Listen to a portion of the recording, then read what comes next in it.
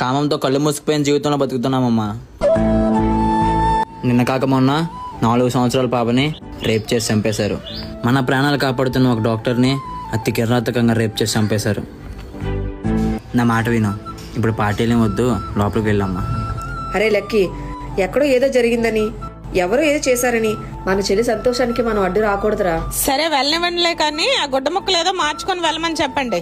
సిరి, నువ్వు డ్రెస్సింగ్ చేసుకో అని నేను తీసుకెళ్తాడు. అని ఎలా ఉంది డ్రెస్?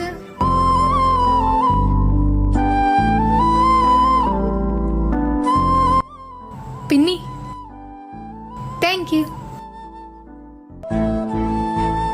మా టీం ఈ వీడియో తీయడానికి ముఖ్య కారణం ఏంటంటే, అమ్మాయిలు మీరు ఎవరిని గుడ్డుగా నమ్మి ఒంటరిగా వెళ్ళిపోకండి.